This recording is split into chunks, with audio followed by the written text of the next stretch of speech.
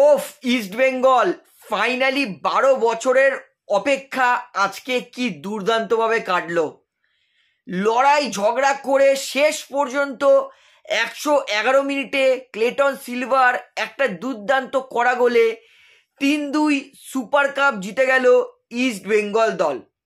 অর্থাৎ আরও একবার কলকাতায় ট্রফি নিয়ে এলো ইস্ট বেঙ্গল দল। কলকাতা ফুটবলের নাম আরও উজ্জ্বল করলো। আমি কিন্তু সবাইকে বলেছিলাম যে যেই সাপোর্টার হও ইস্ট বেঙ্গলকে সাপোর্ট করো, ইস্ট বেঙ্গলের জন্য প্রে করো, অবশ্যই ইস্ট বেঙ্গল জিতবে। আর আজকে ফাইনাল একটা বীভৎস দুর্দান্ত ফাইনাল উপহার দিয়ে কিন্তু ইস্ট বেঙ্গল জিতে গেল কালিঙ্গা সুপার কাপ 2024। ওফ, fantastic football throughout Kalinga super cup. East Bengal দুর্দান্ত খেলেছে। গ্রুপ স্টেজের 3টে ম্যাচ জিতে সেমিফাইনালে গেছে, সেমিফাইনাল জিতে ফাইনালে গেছে এবং ফাইনালও এক্সট্রা টাইমে জিতেছে। চাবুক খেলেছে ইস্ট বেঙ্গল দল। তো 12 বছর ফ্যান্সদের প্রতীক্ষা, 12 বছর ফ্যান্সদের একটা অপেক্ষা, ফ্যান্সদের এত ভালোবাসা, ফ্যান্সদের প্রে, এবং সব থেকে বড় কথা ইস্ট বেঙ্গল খেলোয়াড়দের প্রচণ্ড হার্ডওয়ার্ক, কোচের প্রচণ্ড হার্ডওয়ার্ক, সব থেকে বড় কথা খেলোয়াড়রা নিজের সর্বস্ব দিয়ে দিয়েছে সুপার কাপে। তাই কিন্তু কালিঙ্গা সুপার কাপ এবার জিতলো ইস্ট বেঙ্গল দল। অবশেষে 12 বছর পর কোনো ন্যাশনাল ট্রফি লিফট করলো ইস্ট বেঙ্গল। তো সত্যিই খুব ভালো লাগছে, এটা একটা দুর্দান্ত অ্যাচিভমেন্ট ইস্ট বেঙ্গলের জন্য। এবং ইস্ট বেঙ্গল ফ্যান্সরাও ফাইনালি আনন্দ করার মুহূর্ত পেল। তো ওভারঅল ইস্ট বেঙ্গল দল কিন্তু এই কালিঙ্গা সুপার কাপটা সত্যি চ্যাম্পিয়নের মতো খেলেছে এবং চ্যাম্পিয়নও হয়েছে তারা। তো এইবারে ম্যাচে আসি। ম্যাচটা কিন্তু পুরো একদম ব্লকবাস্টার ম্যাচ ছিল। মানে যারা ম্যাচটা দেখেনি তাদের জন্য লস, এটাই একটা বড় কথা। তো ম্যাচে আসে শুরু থেকে কিন্তু ফাইনালে উড়িষ্যা এবং ইস্ট বেঙ্গল দুজনেই কিন্তু কাঁটায় কাঁটায় লড়াই করছিল, যার জন্য প্রথম গোলটা পায় উড়িষ্যা এফসি 39 মিনিটে ডিয়েগো মরিসিওর একটা দুর্দান্ত গোলে, যেটা রয় কৃষ্ণা অনেকটা সেট আপ করে দিয়েছিল। এবং সেই দুর্দান্ত সেকেন্ড পোস্টে বলটা ঘুরিয়ে দিয়ে উড়িষ্যাকে 1 গোলে এগিয়ে দেয় 39 মিনিটে ডিয়েগো মরিসিও। এবং ফার্স্ট হাফে তারপরে ইস্ট বেঙ্গল চেষ্টা করলেও ফার্স্ট হাফে কিন্তু ইস্ট বেঙ্গল 1-1 করতে পারে না। ফার্স্ট হাফের ফলাফল 1-0 উড়িষ্যা এগিয়ে যায়।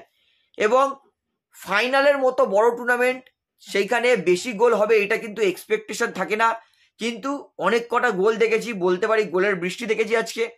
তারপরে ইস্ট বেঙ্গল দল শুরু থেকেই কিন্তু সেকেন্ড হাফে আক্রমণে ঝড় তোলে। ক্রমাগত আক্রমণ করতে করতে বেশি সময় নয়, 51 মিনিটে, মাত্র 51 মিনিটে নন্দা কুমার 1 গোল করিয়ে ইস্ট বেঙ্গলকে 1-1 করায়। নন্দা কুমার চমৎকার গোল করেছে এবং সেই গোলটা করার পিছনে সবথেকে বড় অবদান ছিল মহেশের। মহেশ নন্দাকে খুব সুন্দর থ্রু বল বাড়িয়েছে এবং নন্দা গোলকিপারকে টেনেও ওপেন নেটে গোল দিয়ে ইস্ট বেঙ্গলকে 51 মিনিটে 1-1 করিয়েছে। তারপরে বেশি নয়, 62 মিনিটেই মৌর্তাদা ফল একটা বক্সের ভিতর জোড়া পায়ে ট্যাকেল করেছে এবং সেই জায়গায় ইস্ট বেঙ্গল দল পেনাল্টি অর্জন করেছে ফাউলের বক্সের ভিতরে। এবং সেখান থেকে সোল ক্রিসবো কম্পোজ ফিনিশ করে ইস্ট বেঙ্গলকে 2-1 এগিয়ে দেয়। এবং তারপরে সব থেকে বড় ধাক্কা লাগে উড়িষ্যার জন্য।